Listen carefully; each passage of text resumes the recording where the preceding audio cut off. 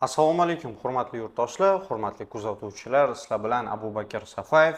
Agarda sizda ham Zolotaya Korona приложениесida qandaydir qarzdorliklar rasmiylashtirilgan bo'lsa, eng asosiysi sizning roziligingizsiz, xabaringizsiz ushbu qarzlar rasmiylashtirilgan bo'lsa, ushbu videorolikni oxirigacha ko'ring va do'stlaringizga jo'natib qo'ying. Bugungi kunda yana bir himoyamiz ostidagi shaxsga o'z huquqiy yordamlarimizni ko'rsatdik. Bu kishida ko'pchilikka qaraganda sal boshqacharoq holat bo'lgan. Ya'ni bu insonni Telegramiga APK fayl kelgan. Bu esa bilmasdan ushbu faylni skachat qilib, telefonni xakerlar tomonidan sistemani buzib kirishiga yo'l qo'yib bergan. Shahzodbek, yana bir bor assalomu alaykum. Ekran ostidagi hurmatli kuzatuvchilarimiz uchun so'rashib qo'yamiz va holat bo'yicha o'z fikringizni, voqeani bir tushuntirib o'tsangiz. Qanaqa bo'ldi, qachon bo'ldi va qancha summada bo'ldi? Hammasini aytib o'tsangiz. Assalomu alaykum. 2025-yil 4-dekabr kuni Telegramdan kimdandir keldi. APK fayl. O'shani bosganimdan keyin, skachat bo'lgandan keyin telefonim qotib qoldi. Bir kun ishlata olmadim. O'shandan keyin bir oy o'tganidan keyin menga qo'ng'iroq qilishdi Zolotaya Koronadan. Qarzingiz bor deb. Ana shunda bilib qoldingiz qarzdorlik borligini. O'sha paytda bilib qoldim. Keyin nima bo'ldi? Keyin o'shandan keyin yurdim. 90 ming rubl kirib yechib oldi kartamdan. Zolotaya Korona kartangizni yechib oldi. Ha. O'shandan keyin Instagramni tomosha qilayotgan paytim Abubakir aka chiqib qoldi videolari. O'shandan keyin ko'rishaylik deb shunaqa yozib nomerini olib ko'rishdik. Dokumentlarimizni ko'rdi. Hammani tekshirib chiqdi, envodi. Qo'ldan nima kelsa hamma ishni qildi. Yonimda yurdi.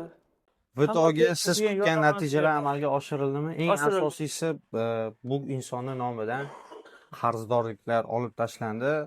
O'zingizlar ko'rganinglardek, ukamiz ozgina gapga usta emas ekanlar, tushuntirib beraman. Shuning uchun biz ushbu holat bo'yicha MVDga, ya'ni ichki ishlarga murojaat qildik va murojaatimiz va keltirgan dalil isbotlarimiz asosida jinoiy ish qo'zg'atilgan. Ko'pchilik xeyterlar uchun ko'rsatib o'taman. Mana shu operatorimiz yaqinlashtirib ko'rsatsangiz, jinoiy ish qo'zg'atilganligi haqidagi qaror va eng asosiysi ushbu qarorni biz kompaniyaga yo'naltiramiz. Kompaniya esa mana shu jinoyat ishi ochilganligi sababli shu qarorni asosida qarzdorlikni ushbu insonning nomidan olib tashlagan. Ko'pchilik o'ylaydiki, biz kompyuterda o'tirib olib qarzni o'zimiz o'chirib tashlaymiz. Hech qanaqasiga biz kompyuterda o'chirmaymiz. Biz faqat huquqiy yurishlarni qilamiz, qonun doirasida talab qilamiz, qonun doirasida barcha dalil isbotlarni keltirib, shaxsni huquqlarini himoya qilamiz. Va biz va'da qilgan natijalar amalga oshirildi. Ya'ni birinchi maqsadimiz ushbu insonning nomidan qarzdorlikni oldirib tashlash edi. Bunga erishdik. Ikkinchi maqsadimiz esa bu kishining kartalaridan aytib o'tganlaridek 90 ming rubl kompaniya yechib ketgan. Ana shu pullarni ham qaytartirib kartalariga tushirtirib berdik.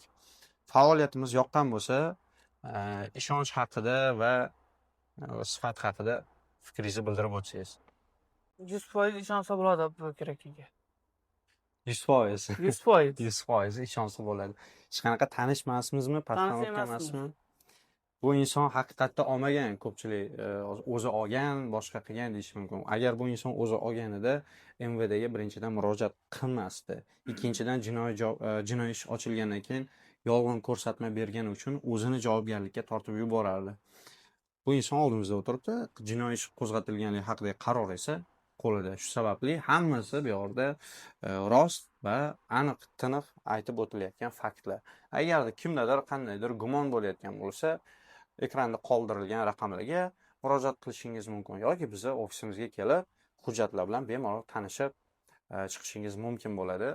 Agarda kim ofisimizga kelmoqchi bo'lsa, Moskva shahrining metro Dubrovka 1-vixda joylashgan Astrum Targovoy sentrining 3-qavatida bemalol kelib, o'z savolinglarga javob topishingiz mumkin. E'tiboringlar uchun rahmat. Sizlar bilan Abubakir Safayev.